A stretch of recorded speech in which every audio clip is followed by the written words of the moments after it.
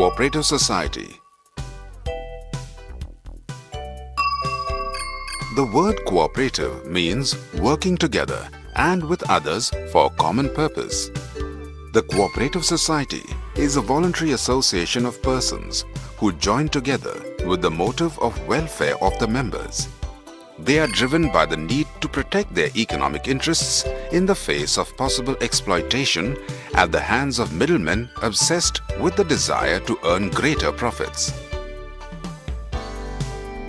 The characteristics of a cooperative society are listed below: voluntary membership, legal status, limited liability, control, service motive. Let's take a quick look at them. Voluntary membership. The membership of a cooperative society is voluntary. A person is free to join a cooperative society and can also leave any time as per his desire.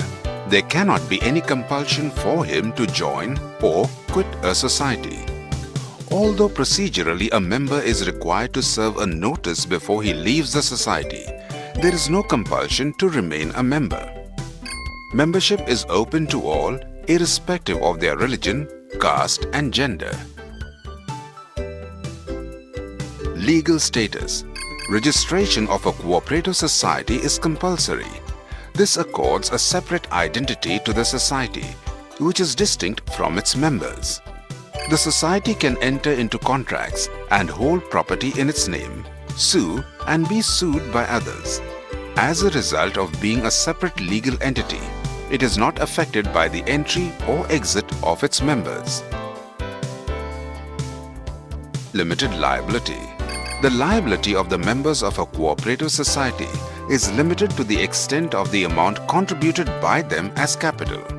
This defines the maximum risk that a member can be asked to bear. Control. In a cooperative society, the power to take decisions lies in the hands of an elected managing committee. The right to vote gives the members a chance to choose the members who will constitute the managing committee, and this lends the cooperative society a democratic character. Service motive. The cooperative society, through its purpose, lays emphasis on the values of mutual help and welfare. Hence, the motive of service dominates its working. If any surplus is generated as a result of its operations, it is distributed amongst the members as dividend in conformity with the bylaws of the society. Merits of a cooperative society. Some of the advantages of the cooperative form of organization are as follows: equality in voting status, limited liability, stable existence, economy in operations, support from government, ease of formation. Equality in voting status. The principle of one man, one vote governs the cooperative society.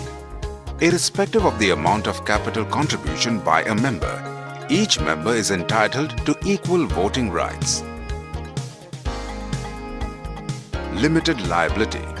The liability of members of a cooperative society is limited to the extent of their capital contribution. The personal assets of the members are therefore safe from being used to repay business debts. Stable existence. Death, bankruptcy or insanity of the members does not affect the continuity of a cooperative society. A society therefore operates unaffected by any change in the membership. Economy in operations. The members generally offer honorary services to the society. As the focus is on elimination of middlemen, this helps in reducing costs. The customers or producers themselves are members of the society, and hence the risk of bad debts is lower. Support from government. The cooperative society exemplifies the idea of democracy and hence finds support from the government in the form of low taxes, subsidies and low interest rates on loans. Ease of formation. The cooperative society can be started with a minimum of 10 members. The registration procedure is simple, involving a few legal formalities. Its formation is governed by the provisions of the Cooperative Societies Act 1912. Limitations of a cooperative society. The cooperative form of organization suffers from the following limitations: limited resources, inefficiency in management, lack of secrecy, government control, differences of opinion. Limited resources. Resources of a cooperative society consists of capital contributions of the members with limited means. The low rate of dividend offered on investment also acts as a deterrent in attracting membership or more capital from the members.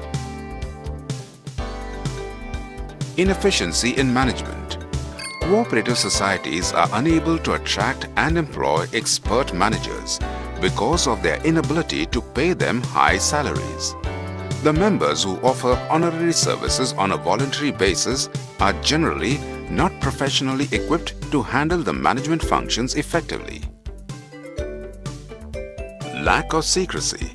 As a result of open discussions in the meetings of members, as well as disclosure obligations as per the Societies Act 7, it is difficult to maintain secrecy about the operations of a cooperative society.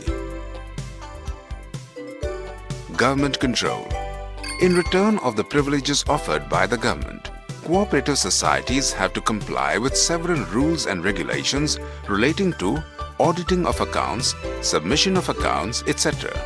Interference in the functioning of the cooperative organization through the control exercised by the state cooperative departments also negatively affects its freedom of operation. Differences of opinion. Internal quarrels arising as a result of contrary viewpoints may lead to difficulties in decision-making. Personal interests may start to dominate the welfare motive, and the benefit of other members may take a backseat if personal gain is given preference by certain members. There are various types of cooperative societies. These are based on the nature of their operation.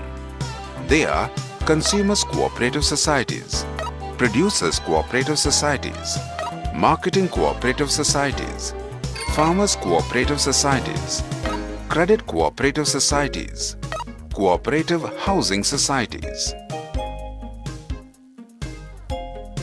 To summarize, this form of an organization, that is, the cooperative society, is a voluntary association of persons who join together with the motive of welfare of the members.